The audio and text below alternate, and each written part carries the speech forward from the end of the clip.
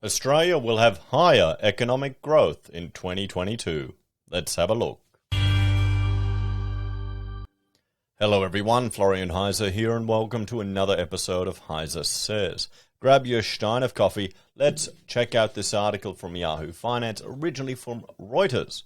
Australia to raise its 2022 economic growth forecasts, according to our treasurer.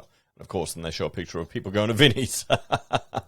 So Australia will raise its 2022 economic growth forecast at the mid-year budget review, Treasurer Josh Frydenberg said on Sunday, adding that it is too early to estimate the impact from the Omicron coronavirus variant on the economic outlook. And we saw, GDP last quarter fell 1.9%.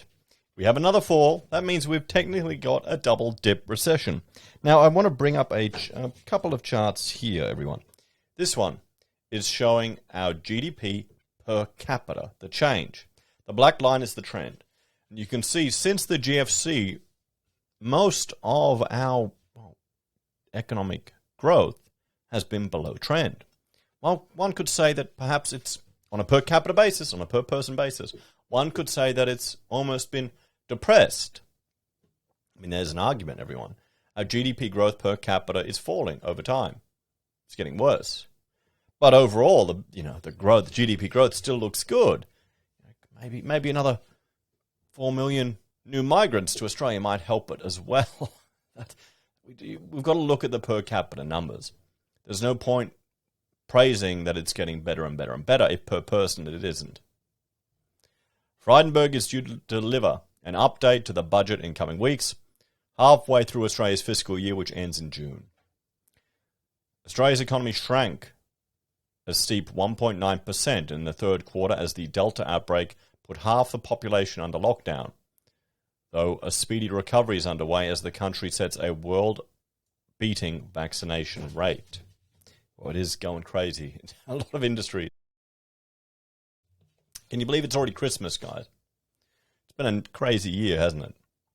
The market is coming back strong, Frydenberg said in an interview on the Australian Broadcast Corporation's Insiders program, pointing to numbers showing growth in jobs and retail sales.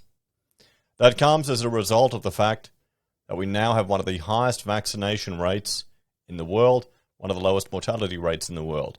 Well, just so long as our premiers don't go crazy, if they keep the borders open, if they allow people to go to work, if they stop the lockdowns.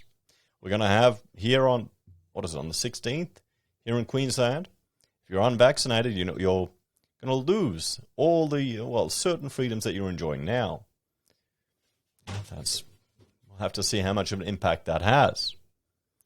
Health data shows that 88% of Australians over the age of 16 are fully vaccinated and nearly 93% have received one dose.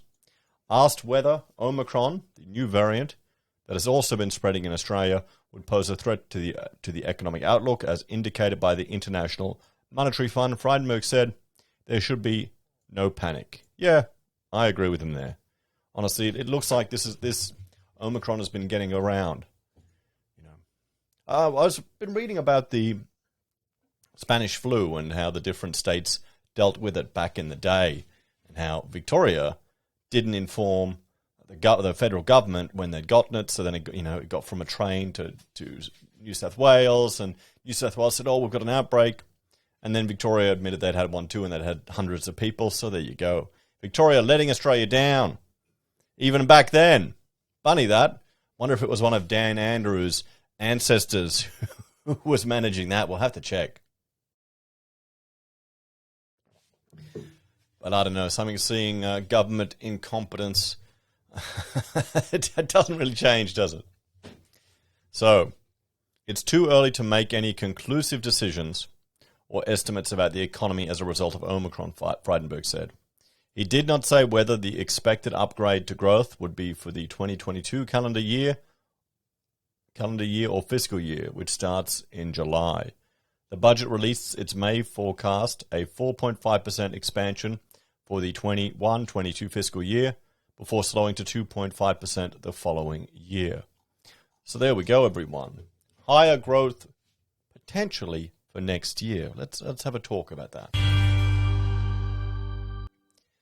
I mean, hopefully we'll get higher growth. Hopefully things will turn around. Hopefully our premiers won't go crazy. I mean, next year is going to be an election year. It's going to be really interesting. This is going to be an exciting election to watch. We'll have to see. But good news if the economy is growing. But if it's growing simply for a population increase and a per capita it's going down or staying below trend, well, that isn't as exciting. But maybe we won't see that in the headlines. We'll need to dig a bit deeper to find that. Anyway, guys, thanks for watching. Check out this video where I discuss just our GDP growth per capita and how it has been below trend since the GFC.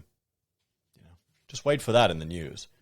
Anyway, take care, have a great day, and I will see you all in the next episode. Bye for now.